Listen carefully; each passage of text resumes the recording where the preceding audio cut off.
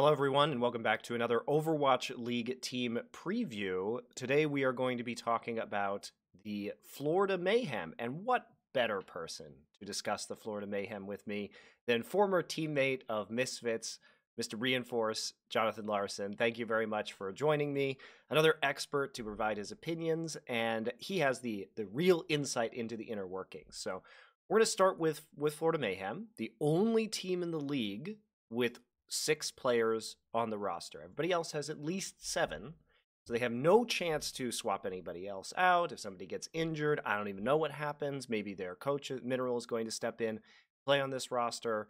They don't necessarily have the same versatility of a lot of other teams, but they do have the established synergy. So they're coming from the Misfits team that my co-host here was a part of.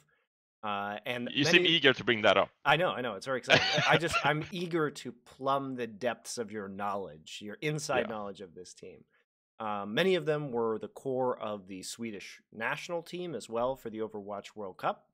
So are you, at least in the group stage.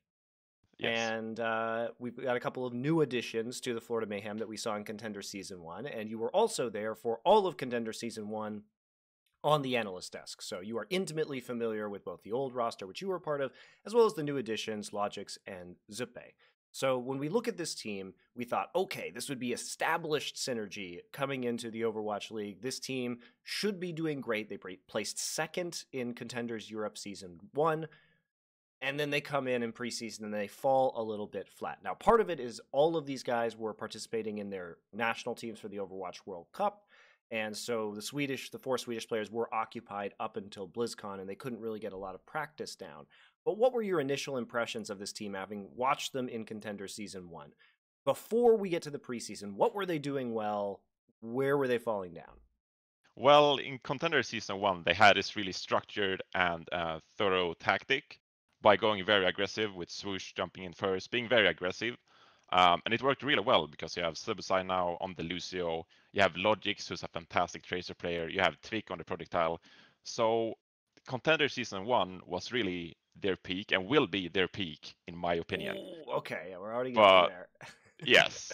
Okay, spicy. I think it's not. It's actually not a very hot take. I think most people agree with you. Yes. So in many regards, I can see it being hard going into the Overwatch League and knowing what you want to add to the squad, because it's hard to prepare for new metas. And obviously now we see a lot of Mercy, a lot of Zenyatta, not so much Lucio. So maybe you could have added another player in case to swap out Sebusai if needed.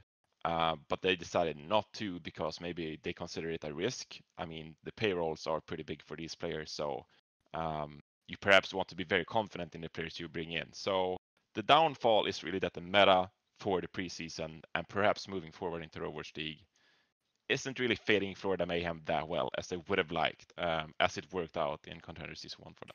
So let's talk about how the meta changed, because what we saw was a lot more Mercy and Widowmaker play, particularly in the preseason. And when we came in, so remember that Florida was supposed to play the Philadelphia Fusion before they couldn't actually attend the preseason. So they ended up playing San Francisco, who got subbed in, who volunteered to play them, basically. Wanted a few more games on stage. And San Francisco is a team that people had a lot of question marks around. Maybe they don't even have their best players yet available because they're underage until halfway through the season. And yet, this should be Florida. Florida should be having a strong start, if anything, right?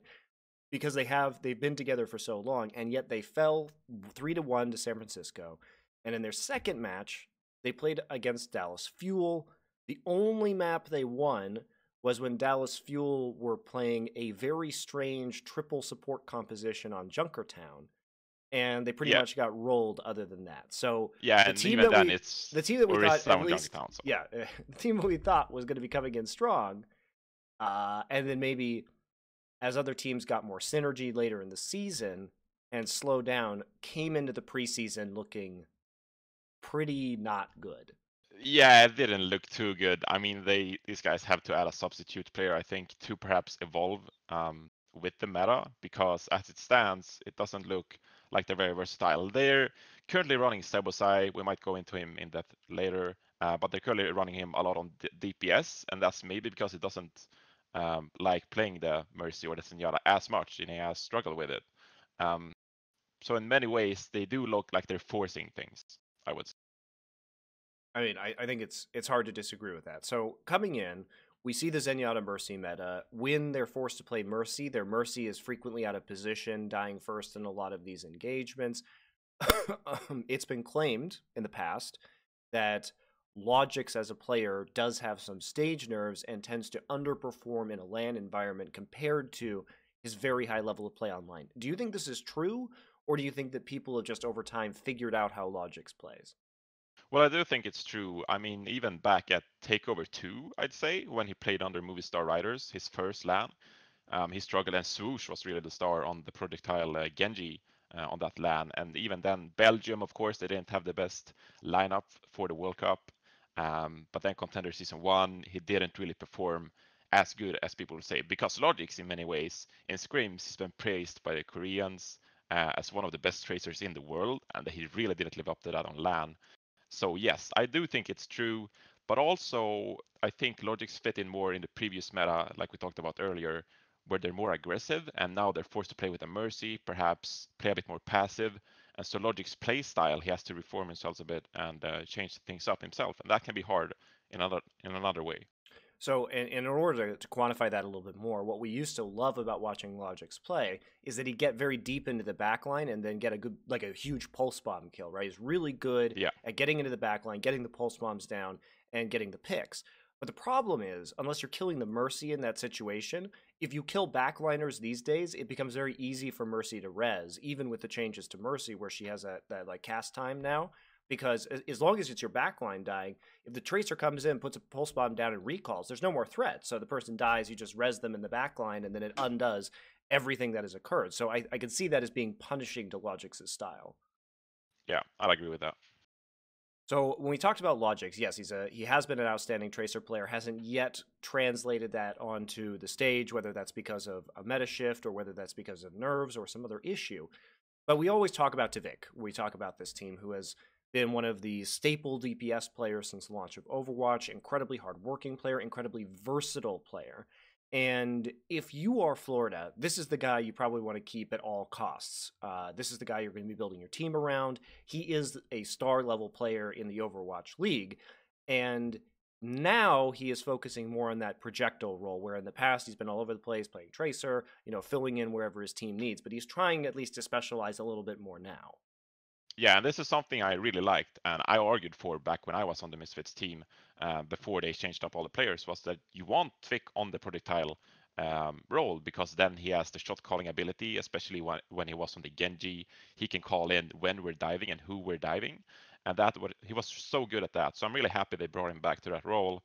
But even now in this meta, when you play along a Tracer, Widowmaker, Soldier, etc., he hasn't really had the chance to play a lot of that Genji. So we saw in the preseason, of course, he tried a Widowmaker, McCree even. And Tick isn't really notorious for the McCree, even though he is good at it and he can play it. He's not top tier McCree player, I'd say. So in this meta as well, Tick is struggling a bit to keep up. But as a player overall, I mean, this is the star player of the team and probably the guy, yes, you want to build a team around. So if you're giving advice to a new viewer of the Florida Mayhem who wants to become a fan, what are Tavik's best heroes? What do you think that he really stands out on? What should people be excited to watch him play? Well, it is the projectile heroes for sure, and then it's Genji, of course, like I mentioned, and then the Pharah. We often see him on Oasis, bring out the Pharah, and he's so good at it. Probably among the best in the world, I'd say. Certainly in the West, anyway. Then you have the Junkrat even that he brings out. He loves playing the Junkrat. So the projectile heroes are his go-to heroes. But even then, Soldier 76, we've seen him numerous times bring out. So Hanzo um, occasionally as well. Hanzo as well, yes. I mean, the guy can really play anything, but I think those projectile heroes are mainly what you're looking at for. Sounds good. Okay, so let's go over to a player that I think has probably been the most consistent performer, where you know what you're getting is a really known quantity, good player, Manitin, over on Florida. So this is a player who was originally known a lot for his Roadhog, and now has transitioned. Of course, in the current meta, he can play more Roadhog, which is great. But now, of course, transitioned into the off-tank role, playing a lot of D.Va, Zarya, these kind of heroes. Also, coincidentally, quite a good Widowmaker player. So Yeah. one of the things about this roster is that Zebosai can play Widowmaker, Logix can play Widowmaker, Manitin can play Widowmaker, Tvik can play Widowmaker. So they have a lot of flexibility with Widowmaker. So maybe able to build some unique compositions around that. But Manitin is a player. What are your thoughts on him? I mean, he's probably the most underrated player, I'd say, among the most underrated players in the West. Because when you talk about Misfits, or when you talked about Misfits and you talk about Florida Mayhem, no one really brings up Marathon. And sure, I mean, I'd say Diva is probably his worst off tank, if any. The Roadhog and the Zarya is really where he shines, and he hasn't really had the chance to play those heroes this past year. But I mean, we saw some Roadhog play in the preseason, of course, and I think they really played well around him as well, because he managed to apply so much pressure with this Roadhog, and he looked really comfortable on that hero. So yes, Manitan is one of my favorite players and one of the most underrated players in my opinion, because he has so much mechanical skill on that off tank. Yeah, I think of him more as like the bassist of this team, where you really have to listen to him, but he's like integral to how the team operates. I think he's an excellent player myself, and he doesn't seem to get rattled by any situations. Where I say his performance is always really, really consistent. He's Yeah. not a superstar, but he's a great high level player who supports his teammates, and you sort of know what you're getting every single game that he plays. Yeah, and having played with him, I can say that he's a guy that really wants to perform, and he often asks like, "What can I do better? What should I do?" etc. So I really like him in that regard, because he doesn't have any kind of ego, and he's very eager to always perform better and identify his weaknesses as a player. So yeah, Manitan is one of my favorite players. Okay, so let's talk about the main tank player, Reinforced 2.0, Swoosh, who Thank you. is coming from Movie Star Writers alongside Logic. So he used to be a projectile DPS player.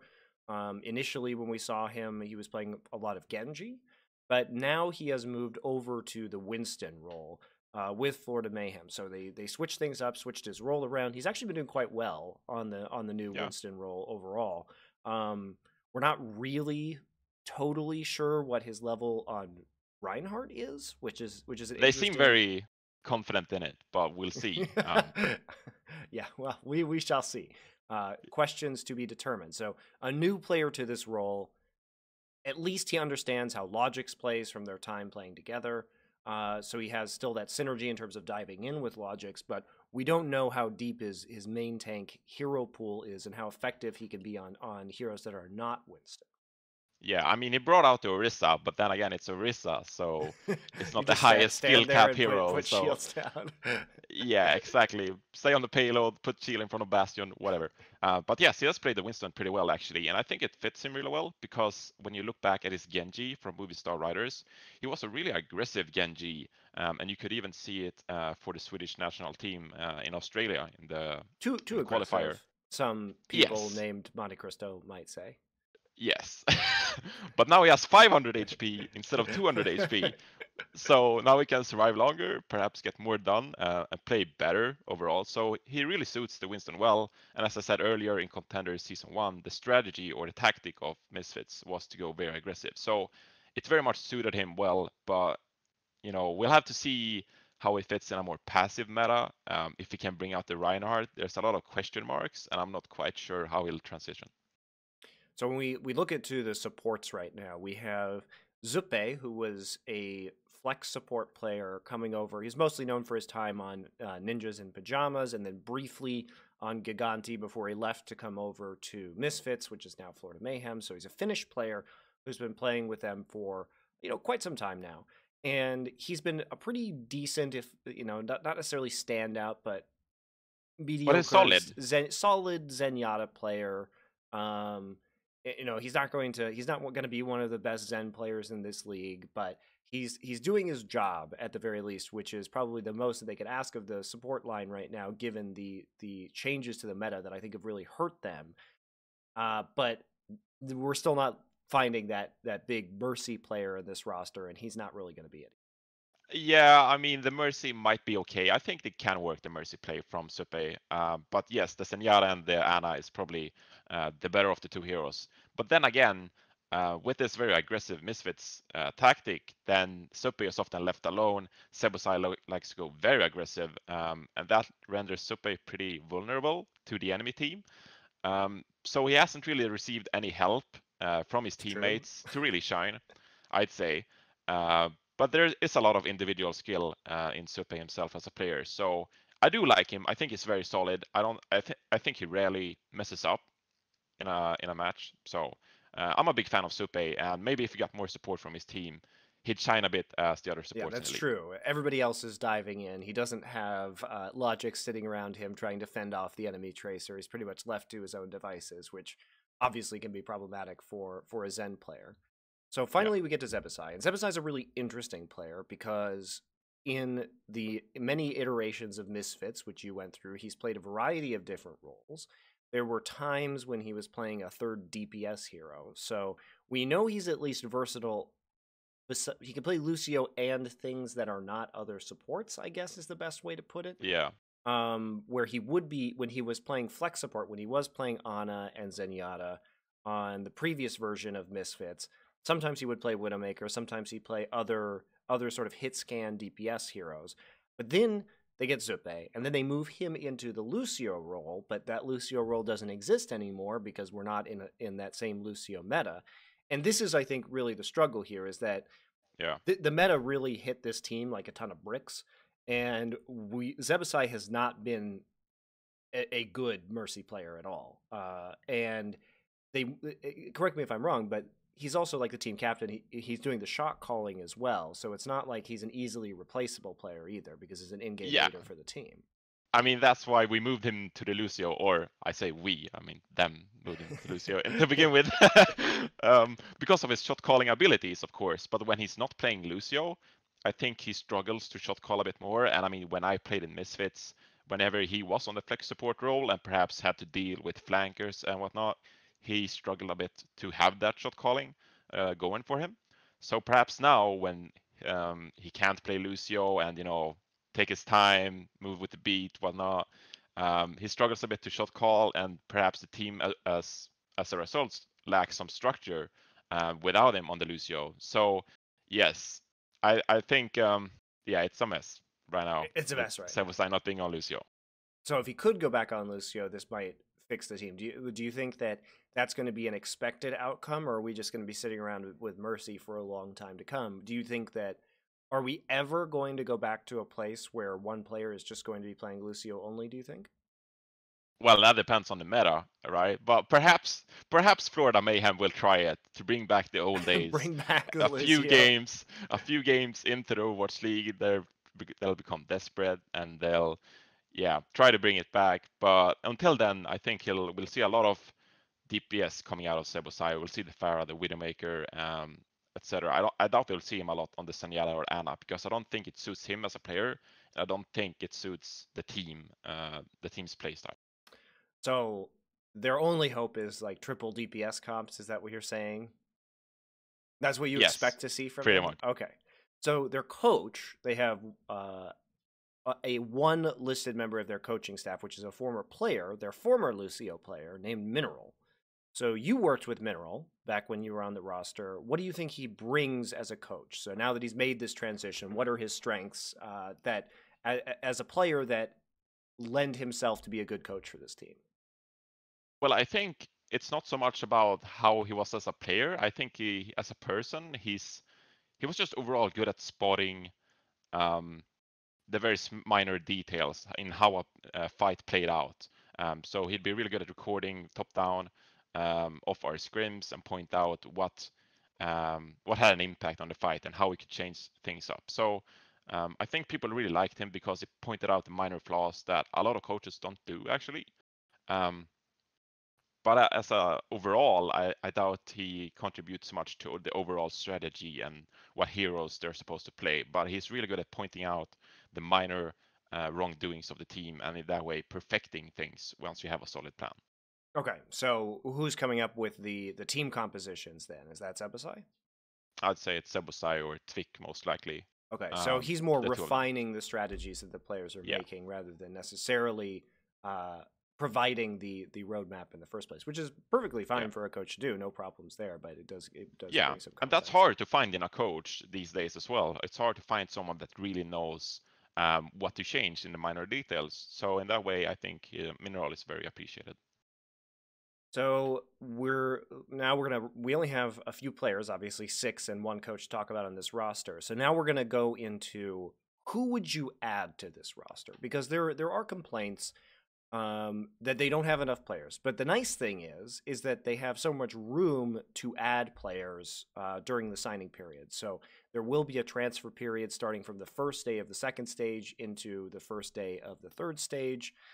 So they will have an opportunity to sign additional players if they see fit. So they'll have a chance to see how this roster works, really figure out who they need or what they need, and then be able to sign more. So if you had to pick up some free agents who are contenders players, or even if you wanted to say, okay, well, this is a good player on another Overwatch League team that I would love to buy the contract out of. You were playing, if Reinforce was the GM of Florida Mayhem, who would he pick as additional players to add to this roster? Where do they need depth? It's hard to come up with specific names, but I guess I want another flex support to replace Sebusai when Sebusai can't bring out the Lucio on certain maps. I mean, on Control, of course, you can bring out the Lucio, and I think Sebusai would do really well. But on other maps, he might struggle with his picks. We saw on Nimbani, he tried to bring out the Pharah, and it didn't go too well, for example. So another flex support I'd add, and then maybe another tank in case Swoosh really can't adapt to future metas. And maybe bring in a guy like Christopher, I'd say, because Christopher is one of my favorite players actually, because of his skill on Reinhardt specifically, and also because he's a very intelligent guy. So perhaps he's one of my favorite bring in players because he brings out the trash talk. Yes, that too. And I mean, you want to build a good brand in Overwatch League, right? So he's perfect fit. Hilarious, actually. Yeah. But yeah, he's a great tank. That's an interesting one.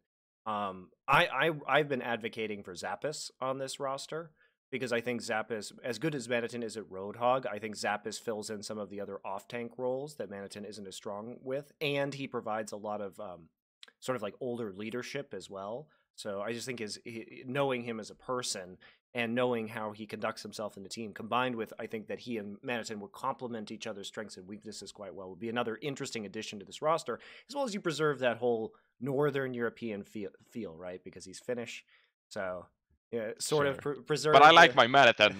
Yeah, well, you like it. No, he can still play. He can still play Roadhog. Okay. It's fine. Okay. You know, I'm just saying, add some depth at that particular position and get I would say a more accomplished Diva player maybe in there in case you really need that, because I don't think Diva is going to be going anywhere for quite some time.